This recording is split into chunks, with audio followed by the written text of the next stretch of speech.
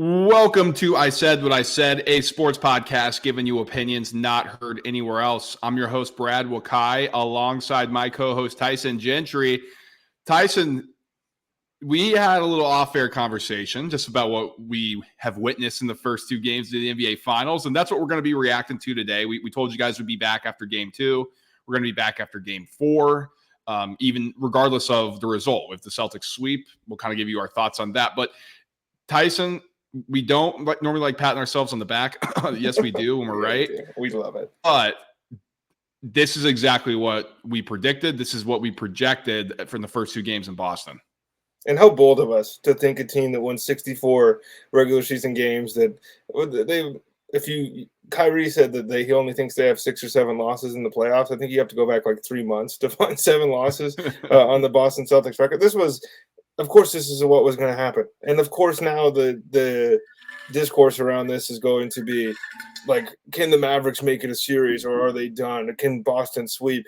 This is playoff basketball. If you've only been watching, for this postseason, then it might not feel like it because every series seemingly has ended quickly. For the last 100 years, this is how these things go. The home team, who was the number one team in the regular season, took care of business at home. And now the team who was I was going to say marginal. They won 50 games in the West. Like another really good team gets to go to a very loud environment and host games at home. Brad, what is the saying when it comes to playoff basketball? Series doesn't start until the road team wins. So what are we doing? It's ridiculous. And one of the reasons why Tyson and I want to start this podcast is because the discourse surrounding sports and how sports is covered from media members is just completely ridiculous. Like, these guys have been covering this sport for a long time. And, it's 2 games. It's best of 7. The Celtics need to win 2 more games. It's going back to Dallas. What do we know? Role players play better at home. We're already talking about, Celtics, this series is over.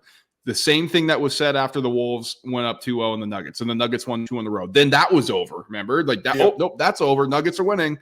And then the Dallas had no chance because the Timberwolves are unbelievable, even though everybody picked them to lose against the Nuggets and they had no chance. Oh, my God. Then the Mavericks win that series. Oh, my God. Well, they're beating the Celtics because just whatever. And now it's the Mavericks have no chance. They suck. Like, the cycle is just so absurd. Like, let's be grounded in reality. Like we said, the Celtics are the better team coming into this. Dallas was going to have to play really good if they were going to win. It was all hinging on how Kristaps Porzingis was going to look. With Kristaps Porzingis looking the way he has so far, which we said he was probably going to look pretty good, that just tilted the scales in Boston's favor.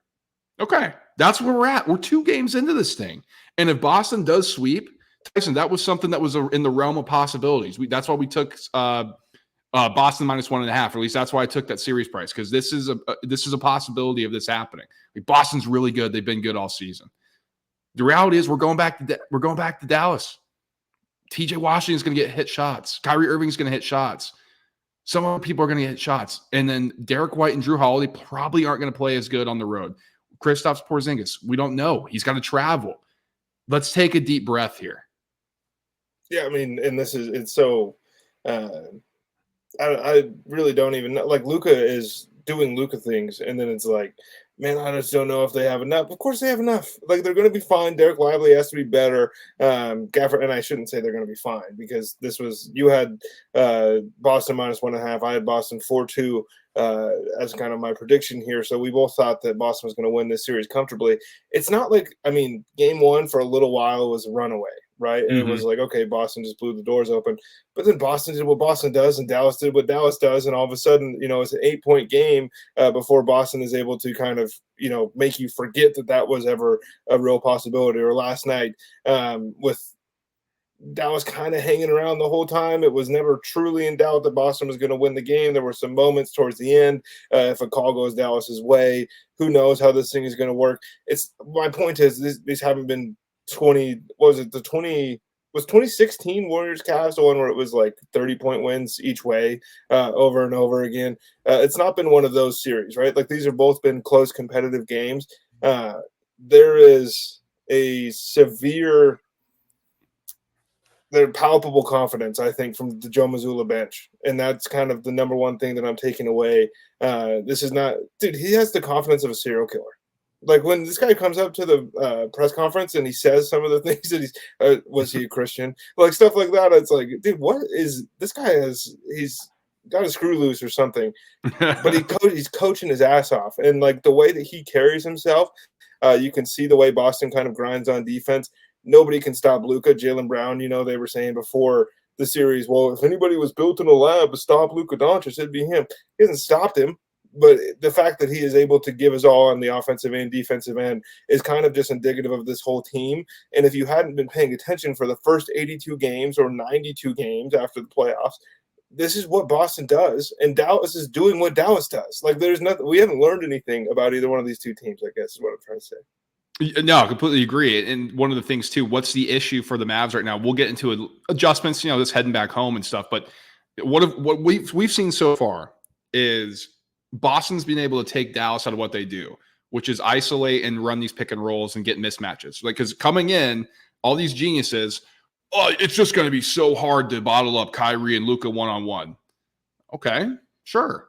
But when you play one-on-one for 60 minutes, it's really hard to win NBA basketball games. Like, you have to move the ball, because if you're just going one-on-one, you know what a really good defensive team can do? They can stand and watch, and they can rest, and then they can pick off passes, and they can throw doubles, and they can rotate defenses. That's what Boston's been able to do. Okay, well, we can't necessarily go one-on-one. Let's try to go high screen. All right, well, Kristaps Porzingis is there. You can do a little high shell. You can have a roamer. Drew Holiday's playing basically the safety role. He's been able to intercept passes. Same with Derek White. And you have some contests at the rim with Jason Tatum, Jaylen Brown. It's a much different thing than Dallas has faced in the West. And that's just the different body types that Boston can throw at the Mavericks. Okay. That's what we expected coming into this. They were going to have something for Dallas. It's up to Dallas to adjust. So Tyson, where do you think they go from here? Because everybody's saying they're dead.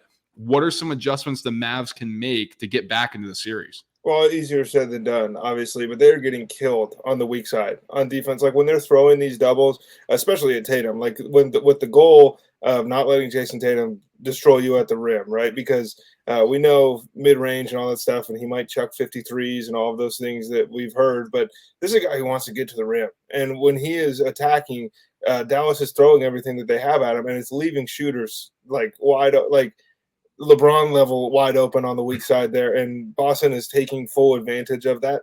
Now, how do you go about stopping that? That's a kind of a catch-22, because if you stop throwing that help, then all of a sudden Jason Tatum is getting to the rim. And this, again, it's silly, but the foul trouble amongst the bigs has been a real issue, I think, for Dallas. We saw in game one, Derek Lively, some questionable ones for sure, some welcome to the league moments, and obviously a better game last night. But like Daniel Gafford, this is a guy that we've been watching intently for years. Like if he ever gets his moment in the sun here in a big moment, big series, he can be the rim protector. You have to trust those guys, and you have to rely on them, because Dallas is not going to win a 3-point shooting contest with Boston.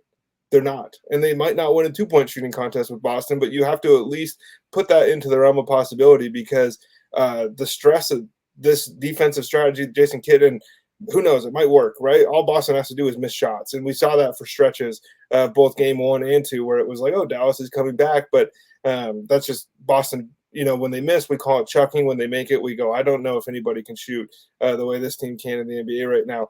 So you just have to hope for misses. And I know that sounds silly. There's been 30 NBA finals that have been won by a team that's been hoping for misses on the other side. PJ Washington, those guys, they get to stand in their own corner for the next 2 games. They get to stand at their spots where they've made 10,000 shots this season. That's going to be a huge help. I think as far as what adjustments Dallas can make, I would say protecting the weak side a little bit better and living with the results. Yeah, I mean, what they've been doing to Jason Tatum, it's obvious, right? Like everybody's like, Tatum sucks. Like he's just not being aggressive, even though he's averaging 8.5 assists a game. He's making the right basketball play. He's doing what LeBron James has done throughout his career. When people are like, no, see, you don't get it. He's making the right basketball play. The difference is LeBron's been able to score like 25, 30 while doing this, and Tatum scored 17. But I mean, we're not talking about Jason Tatum as an all-time great, So it's like, okay, maybe we should have a little bit more perspective on this thing. But I think you got to play one-on-one straight up with Tatum a little bit more. Like if he's going to beat you, you have to live with that. because right now, Tyson, Drew Holiday is shooting 44.4% from three. He's averaging 19 points a game. Like, Drew Holiday's an awesome player, and we love him on the show. He's a great defender. He's a great leader, great guy on the team and in the locker room. 19 points a game, though, from wide open shots where it's just shooting practice. Like, even somebody with the lack of Steph Curry-ness or Kyle Korver-ness, if we want to go back, even he's going to hit shots if he's wide open. And Derek White's getting them up. He's shooting 39%. He's scoring 16.5 per game. Listen, you can't just leave these guys because your defense is already not good enough where you're going to scramble drill. That's what you're alluding to, Tyson. The weak side is just being absolutely blasted by the Celtics because then you're having to rotate, and Dallas is slow rotation. So you got to go a little bit one-on-one more with Tatum defensively, kind of shut out some of the role players, see if he can beat you. Because, if he sucks, like everybody says, and he's not going to be able to. So you got to have to live with those results. Tyson on offense, Maxi Kleber cannot see the floor. This guy stinks, man. Like, I'm looking at his stats. It's borderline comedy.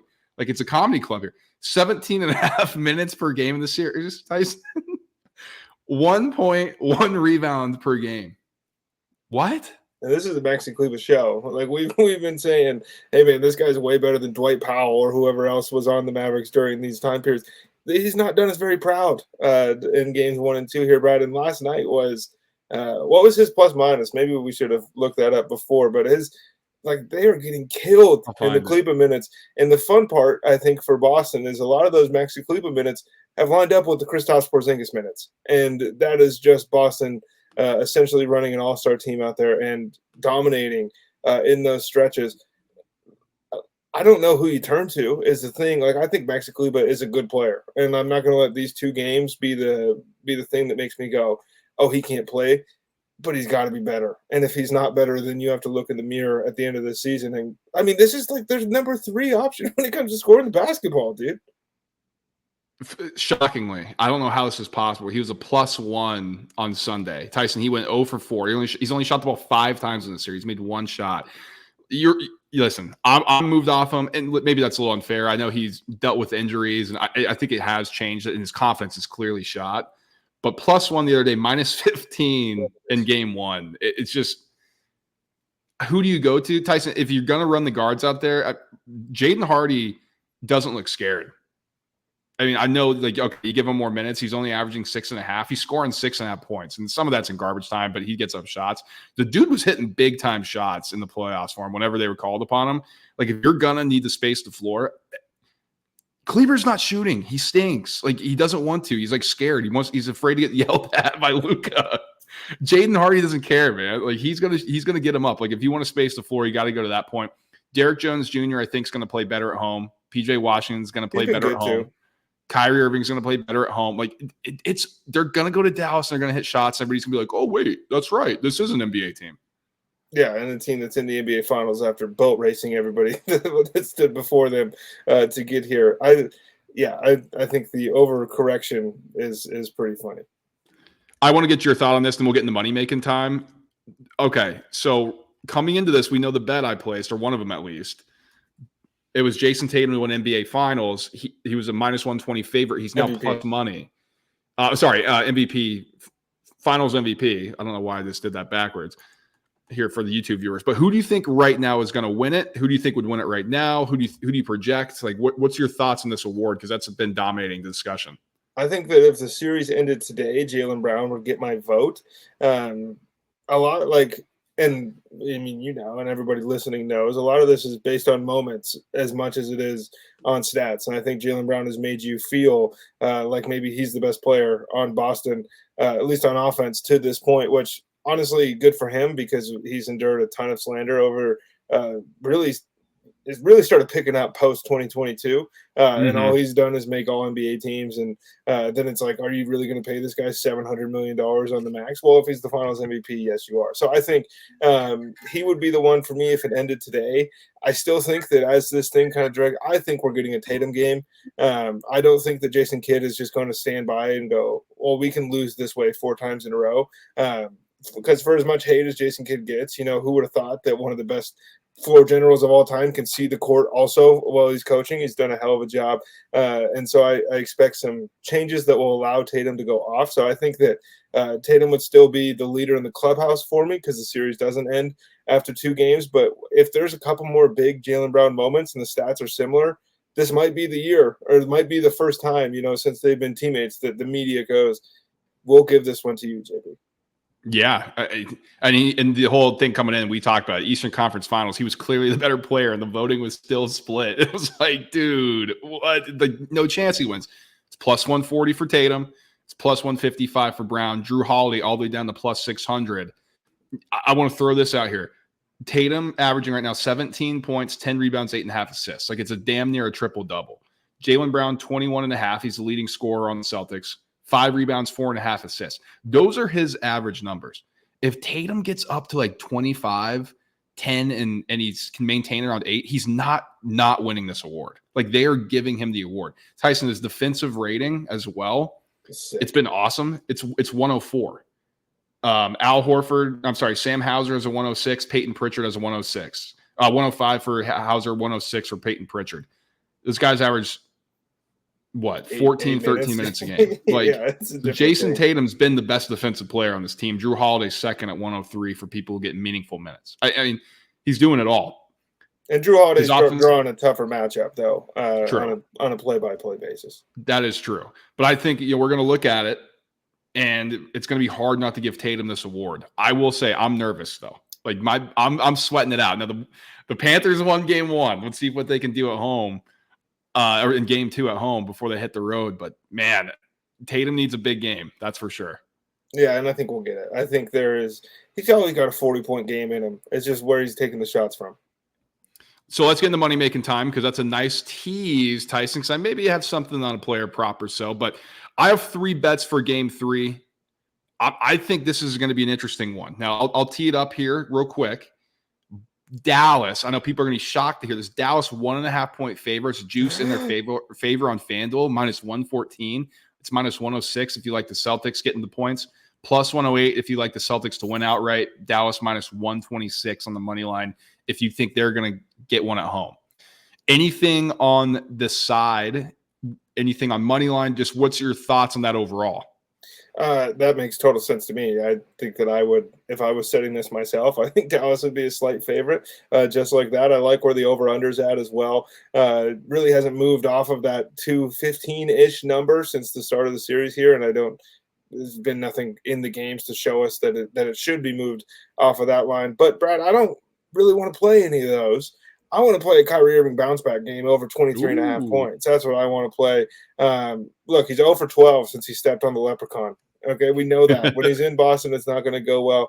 And this is really just because it either happens in game 3 or it doesn't happen at all, as in my estimation. I think that if we're going to get a Kyrie Irving experience in the NBA Finals, it is going to be in game 3, and then it can kind of carry over into the rest of this. But if Drew Holiday does what he does and Derek White is out here kind of roving around and making sure Kyrie can even get the ball when Dallas is trying to swing, it's going to be, a quick series for Dallas. I think they need Kyrie Irving.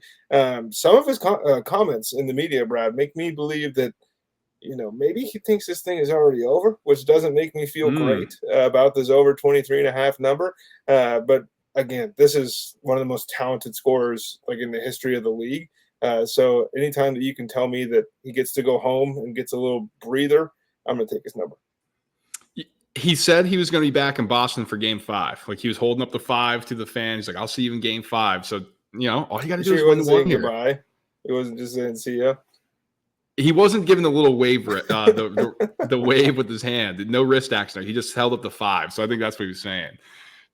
Okay, so you gave your thoughts on the side minus 1.5. I think you got to have Dallas as the favorite. I mean, the home court advantage, and then you're flipping just kind of everything back to Dallas.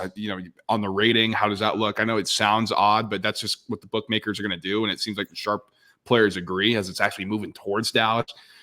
But I don't have the balls to take Dallas. The Celtics do scare me in this spot. We know the lackadaisical angle on it. So I'm going to go with the total. And you mentioned it was 214. You got the under in game 1. Then it went up to it closed 215.5. And it was really there-ish for game 2. Now it's down roughly 2 points, let's just say, from where the consensus close has been. And it's because it's gone way under in the first 2 games. I mean, it's not even close.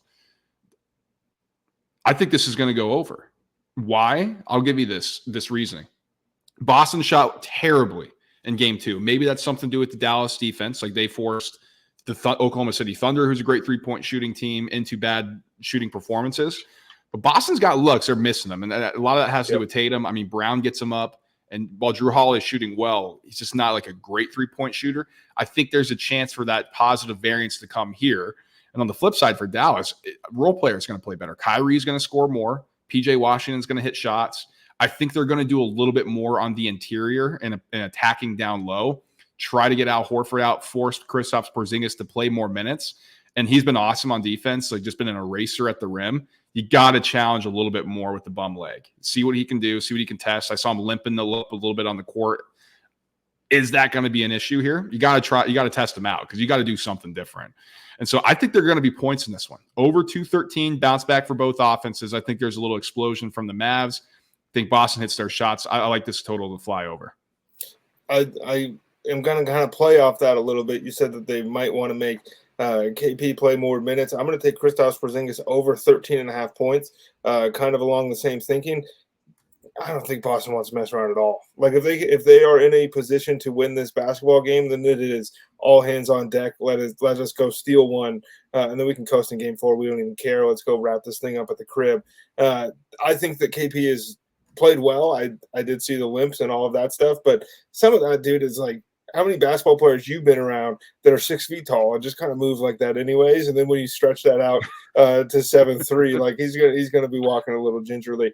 I think he's been everything that we kind of hoped for and said that he was going to be so far in this series. And I think that Boston, maybe the leash isn't necessarily longer because again, you don't want to lose him going forward here. But this is something that anytime this number is under 14 or under 15, essentially anything 14.5 or under, I think KP is a principal play. And that's plus 100 here on FanDuel. We're recording on, what day is it today, Tyson? Monday. This will come out early Tuesday for you guys. Maybe these change, but these are where we're liking. I don't think it's going to move too much. Obviously, health as we get into Wednesday, we'll see. But that's an interesting line. I mean, it really is. I'm going to stick with the same principle for bounce back. Jason Tatum over 25.5 points. That's minus 115 on FanDuel. It's scary. I know people aren't going to want to rock with them. I think there's a defensive change coming for the Mavericks. I think they're going to switch some things up. Like you said, Jason Kidd's done a really good job of mixing things up and adjusting throughout the playoffs. There has to be an adjustment from the Mavericks on defense. Can't just blitz Tatum. You got to see if he can beat you. And then if he does, okay, maybe we can go back to it. By that time, it's role players on the road. Maybe they aren't getting the shots that they got early on in the game when they're in Boston and they missed those things. But I think a defensive change is coming. I think a mindset change is coming for Tatum. Let's go over 25.5 at minus 115. And this last one here for me, Jaylen Brown to record 2+ steals sitting here at minus 105. I think this is, again, I just get to bet his number. Like this is what he's been doing in the games, like in the actual games that are being played. He is always around the basketball. I think that doesn't change. If anything, Dallas can get a little bit more Harlem Globetrottery when they're at home, which can lead to kind of, are they really steals if it's an alley-oop off the backboard that rebounds right to Jaylen Brown? No, but I'm going to take him on the FanDuel bet here. Over 2 or 2+. I think his line is minus 1.5 for like a cent difference. So kind of dealer's choice there. But I think Jaylen Brown wants this MVP, and I think he knows that one of the ways you can win is on defense. And the final one for me, I'm going back to the Tatum well. Over 9.5 rebounds is minus 120. I think you got to get this in now. This dude's a rebounding machine in the playoffs. 7 straight series that he's averaged, I think it's 8+ rebounds. There we go. I mean, we get 2 more on top here. Now, my concern on this one is if the shots are going in, the pool to get rebounds is more limited. But I think Al Horford, okay, he's averaging 7. There's a chance I think maybe he gets played off a little bit more in game 3 if the Mavericks come with a different mindset of attack for how they want to kind of go about their pick and roll offense. There's a chance maybe Al Horford kind of gets cooked a little bit. So if he's off the floor, if Kristaps Porzingis is there, sure, he's a good rebounder, but Tatum's been able to rebound the basketball with Porzingis next to him. I think this number is crazy. Give me over 9.5. This is actually my best bet. Love it. This is anything about rebounding wings. When we get to play those on this podcast, we are more than happy. Whether we'll bet their points. As long as you're getting rebounds, you're in our good graces. And Jason Tatum is certainly doing that right now. Absolutely. Okay. Are you all set for game 3? That is all 3 of my bets. I'm going to give myself another day here to really think on which side of that 1.5 I want to end up. And if you're not sure and you're like me, then maybe, eat that 12 cents on the money line and you don't have to sweat out that extra point. Normally we plug our Discord. We're still working on that. We know Tyson wants to plug it and get we made it simpler for him. So we dumbed it down a little bit. No, the Discord, we're still working on that. We're trying to get everybody in there, get a base going and just figure things out. We think that's going to be awesome, especially when it comes to football season. So we're working on that. Stay tuned. But in the meantime, like, subscribe, and share the show. If you're watching on YouTube, smash that like, smash that subscribe. It really helps us out. We do appreciate it. And if you're listening on podcast form, go ahead and send it to a friend. Send it to an enemy. We're telling you, we're telling you not to panic. Like, everybody's saying this is a sweep. This isn't going to be a sweep. I don't think so.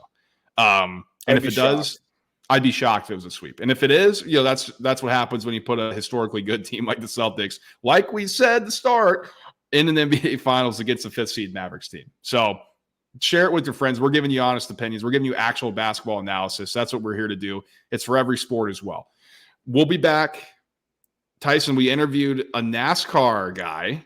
So that was awesome. Is Tyson actually, I think he might get hired to talk NASCAR. He was chopping it up. He had things going.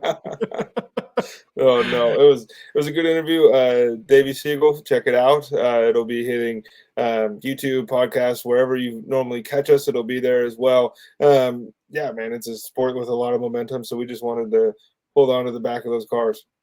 Absolutely. So check that out. That'll be later in the week. And then Tyson and I are still going to hit college football. If you haven't, come on, Power 5 players. We're telling you who to get on your radar. I know we're a ways away from college, but it's going to come up on you fast. I just got my Phil Steele magazine. I'm going to be flipping through that, baby. So we're going to get going here because we need to have a better college football season than we had last year. You need to have a better college football season. I'm doing fine. Leave me alone. This is a team. Then I do good. I'm like, dude, it's all me, baby. There's an I in team, that's for sure. Yes, so we're gonna have some fun on that front. So definitely stay connected on there. Check out the interview coming up. We'll be back after game 4 in the NBA Finals. We'll talk to you all then, guys. Till then, peace.